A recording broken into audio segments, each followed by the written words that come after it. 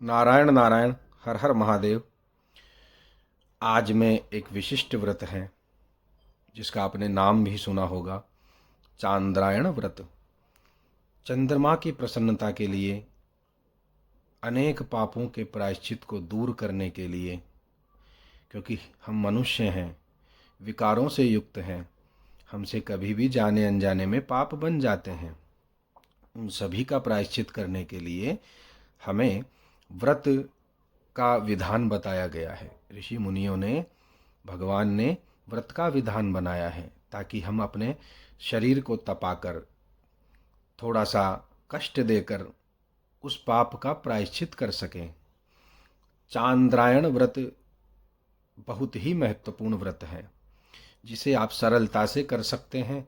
इसमें आपको ज़्यादा तन का कष्ट भी नहीं होगा। मन से करें और मन की शुद्धि भी होगी, बुद्धि भी इससे शुद्ध होती है, ताकि आपकी बुद्धि शास्त्रों में, वेदों में, गौ में, ब्राह्मण में बनी रहे और आप एक धर्मात्मा के रूप में इस पृथ्वी पर विचरण करें। इस लोक में पुण्य कमा कर आप दूसरे लोक में वैकुंठ की या स्वर्ग की प्राप्ति करें, आपकी मोक्ष हो। इसलिए ये व्रत मैं आपको आज विधि विधान से बताने जा रहा हूँ। आप ध्यान से श्रवण भी करें और समझे भी। यदि आपको समझ में नहीं आता हो तो आप मुझे कमेंट के माध्यम से भी पूछ सकते हैं। और सभी को ये जो वीडियो है बड़ा महत्वपूर्ण है, ये सभी को आप भेजें भी, ताकि सभी को लाभ भी प्राप्त हो। चांद्रायण व्रत मनु महाराज, वशिष्ठ जी, याज्ञवल्क्य इत्यादियों ने बहुत अच्छे से वर्णित किया है। यह व्रत चंद्र कला की घटती और बढ़ती हुई कलाओं पर निर्भर करता है। जिस प्रकार से चंद्रमा की कलाएं घटती है, उसी प्रकार से इस व्रत में जो भोजन के लिए हम ग्रास निकालते हैं, व्रत के लिए जो ग्रास निकालते हैं, उनकी संख्या भी प्रतिदिन तिथि के अनुसार घटती रहती है और फिर बाद में बढ़ती रहती है। इस प्रकार से ये व्रत होता है। आपने सुना भी होगा, किंतु मैं आज आपको विस्तार पूर्वक समझा देता हूँ। ध्यान से श्रवण करना है, वीडियो को अंत तक आपको देखना है। जिस प्रकार कृष्ण प्रतिपदा से, कृष्ण पक्ष की पड़वा से, प्रथमा से चंद्रमा एक एक कला से हीन होकर, घटकर अमावस्या को पूर्ण रूप से ही क्षीण हो जाता है।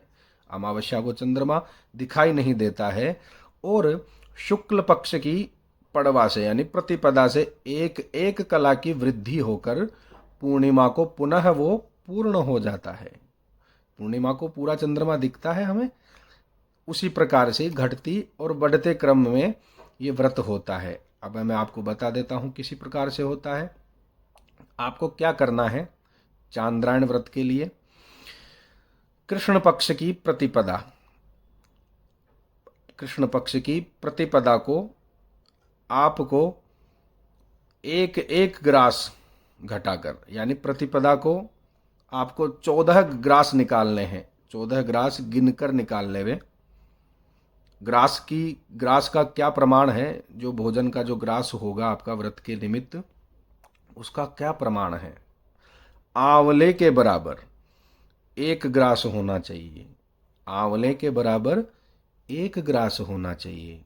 तो 14 ग्रास आपको निकाल लेने हैं। ठीक है, समझ गए यहाँ तक? अब आगे चलते हैं। एक एक ग्रास घटाकर 14 ग्रास प्रतिपदा को, कृष्ण पक्ष की प्रतिपदा को 14 ग्रास, द्वितीया को 13 ग्रास, तृतीया को 12 ग्रास। समझ रहे हैं आप? मैं आपको इसमें बता भी दूंगा एक बनाकर, ताकि आप उससे अच्छे से समझ जाएंगे। उसको देखते रहना। और इस प्रकार से एक एक ग्रास घटाकर, जो भी तिथि आए उसके अनुरूप एक एक ग्रास घटाकर आपको जाना है, पहुंच जाना है। कहाँ तक? ध्यान से श्रवण करें। अमावस्या तक। अमावस्या तक आपको पहुंच जाना है और अमावस्या के दिन आपको व्रत करना है। अमावस्या के दिन आपको एक भी ग्रास नहीं लेना है। जल पी सकते हैं आप इत्यादि ये करके। उस दिन आपको कुछ भी ग्रास नहीं लेना है। आपको कृष्ण पक्ष की चतुर्दशी तक आपको ये ग्रास लेने हैं। चतुर्दशी तक एक ग्रास आ जाना चाहिए, इस प्रकार से ये नियम है। ठीक है, समझ रहे हैं आप? मैं और भी समझा दूंगा विस्तार से। इस प्रकार से ये लेकर अमावस्या को आपको उपवास करना है। उस दिन आपको निराहार रहना है, उस दिन कोई भोजन या कुछ नहीं करना है। ठीक है, समझ गए? उसके बाद में अमावस्या को आपको व्रत करके दूसरे दिन, अब शुक्ल पक्ष प्रारंभ हो रहा है। अमावस्या के दूसरे दिन शुक्ल पक्ष की प्रतिपदा आ जाती है, यानी पड़वा आ जाती है। उस दिन से आपको एक एक ग्रास बढ़ाना है। कैसे? समझ जाइए आप। एक ग्रास प्रतिपदा को शुक्ल पक्ष की, दूसरा ग्रास द्वितीया को, शुक्ल पक्ष की द्वितीया को 2 ग्रास, शुक्ल पक्ष की तृतीया को 3 ग्रास। इस प्रकार से जितनी तिथि है उतनी संख्या में आपको बढ़ाना है। बढ़ाकर आपको पूर्णिमा के दिन 15 ग्रास हो जाने चाहिए। पूर्णिमा के दिन आपको 15 ग्रास लेना है, स्वतः ही आ जाएंगे पूर्णिमा को 15 ग्रास। इस प्रकार एक महीने के 30 दिनों में एक चांद्रायण व्रत संपन्न हो जाता है। इसको आप श्रद्धा से करें। बहुत ही पावन, पवित्र और अनेक पापों को भस्म करने वाला, सभी का प्रायश्चित करने वाला ये महान व्रत है। चंद्रमा आपसे प्रसन्न भी होंगे। और अब इस प्रकार से आहार घटाकर बढ़ाकर जो कर रहे हैं आप, ये व्रत आपका हो जाएगा, आप समझ जाएंगे और आप समझ भी गए होंगे। अब मैं आपको इसमें बताता हूं कि क्या क्या आप भोजन में ग्रास बनाकर ले सकते हैं और जो व्रत आरंभ करना है वो आपको कैसे करना है। अब आपने ग्रासों की संख्या और कृष्ण पक्ष की प्रतिपदा से लेके और शुक्ल पक्ष की पूर्णिमा तक का विधान समझ लिया है, किस प्रकार से आपको ग्रास संचय करना है और लेना है, वो आप अच्छे से समझ गए हैं। अब गौतम ऋषि कहते हैं कि प्रायश्चित के निमित्त से चांद्रायण व्रत करना हो तो पहले दिन व्रत रखकर मुंडन करवावें।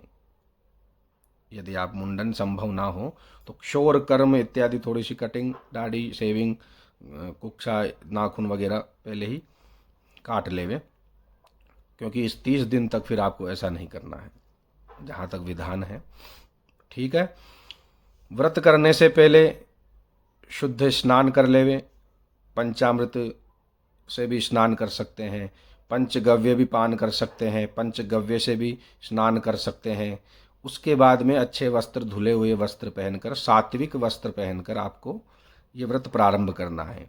उसमें देवताओं का स्मरण, यदि ब्राह्मण हो, वेद मंत्र जानते हो, मंत्र जानते हो, श्लोक जानते हो तो देवताओं के निमित्त श्लोक भी उच्चारण करें। अपने पूर्वजों का भी स्मरण करें, पितृ पूजा भी करें और वहाँ पर आपको भगवान की भी पूजन करनी है। ठीक है, उसके बाद में यदि कोई ब्राह्मण है तो वो ओम भूः, ओम भुवः, ओम स्वः, ओम महः, ओम जनः, ओम तपः, ओम सत्यम, इस प्रकार से सप्तव्याहृति का भी उच्चारण कर सकता है। और यदि कोई यज्ञोपवीत धारण नहीं कर रखा हो, स्त्री हो, तो वो भगवान का नाम लेते रहें, भगवान का नाम लेते रहें। श्री राम जय जय राम, हरे कृष्ण हरे कृष्ण हरे राम, राधे कृष्ण इस प्रकार से लेते रहे। उसके बाद में आपको जो भी ग्रास भक्षण करना है, आप जैसे कृष्ण पक्ष की प्रतिपदा को 14 ग्रास ले रहे हैं, जो 14 ग्रास लो, तब वहाँ पर बैठकर जब ग्रास प्रारंभ करो लेना तो आपको क्या बोलना है? मन से नमः स्वाहा। ग्रास लेंगे, ग्रास को लेकर मन से नमः स्वाहा ऐसा उच्चारण करके आपको एक एक ग्रास भक्षण करना है। ये नित्य की क्रिया रहेगी। इस प्रकार प्रतिदिन ही करते रहें। अब जो भक्ष्य पदार्थ हैं वो क्या क्या है आप देखें। इसमें लहसुन प्याज भी वर्जित है, ना लेवें। शराबियों से, मदिरा पान करने वालों से दूर रहें, मांस भक्षियों से दूर रहें, ब्रह्मचर्य का पालन करें, खाट पे ना सोवें, हो सके तो नीचे भूमि पर सोवें या तख्ते पे सोवें। कोई रोगी हो, कोई बीमार रहता हो तो उसके लिए अलग नियम हो जाते हैं, फिर इतने नियम उनके लिए नहीं होते हैं। आप औषधि ग्रहण कर सकते हैं वैद्य के आज्ञा अनुसार, ब्राह्मण की आज्ञा अनुसार। अब जो होम करने योग्य हविष्य होते हैं वो आप पा सकते हैं व्रत में। चांद्रायण व्रत में आप खीर भी ले सकते हैं, भुने हुए जौ का सूखा चूर्ण भी ले सकते हैं, ठीक है, चावल भी ले सकते हैं, यावक, यावक अर्थात जौ की लपसी भी ले सकते हैं, ठीक है, मेथी, बथुआ, ककड़ी या पालक भी आप ले सकते हैं, दूध भी ले सकते हैं, गाय का दूध भी ले सकते हैं, गाय का दही भी ले सकते हैं, ठीक है, गाय का घृत भी ले सकते हैं, घी भी ले सकते हैं। और भूगर्भ में जो उत्पन्न होते हैं, जो भक्ष्य पदार्थ हैं, जो कंद हैं, शकरंद हैं, आदि भी ले सकते हैं। फलों में आप केला ले सकते हैं, नारंगी ले सकते हैं, अनार ले सकते हैं, सीताफल भी ले सकते हैं, और शुद्ध जल भी आप पान कर सकते हैं। तो और आपको मैंने पहले बताया था ग्रास की जो मात्रा है, जो घास रहेगा, ग्रास रहेगा, उसकी मात्रा आंवले के बराबर होनी चाहिए, या फिर सुगमता से मुंह में आ जाए, जबरदस्ती भी ना करें और सुगमता से मुंह में आ जाए। इस प्रकार से ये व्रत होता है, ये इसकी विधि होती है, जो याज्ञवल्क्य जी ने, वशिष्ठ जी ने, महाराज मनु ने भी बताई है।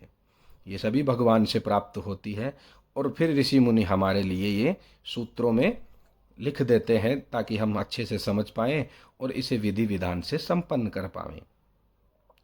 तो आप सभी को ये व्रत समझ में आ गया है?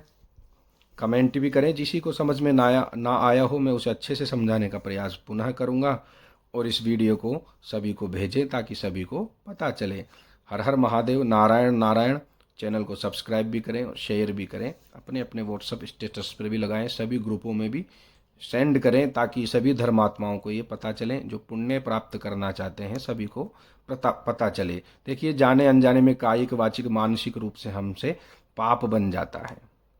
उन सभी पापों की निवृत्ति के लिए, उनके निवारण के लिए, प्रायश्चित के लिए हमें ये व्रत करना अत्यंत आवश्यक होता है। हर हर महादेव, नारायण नारायण।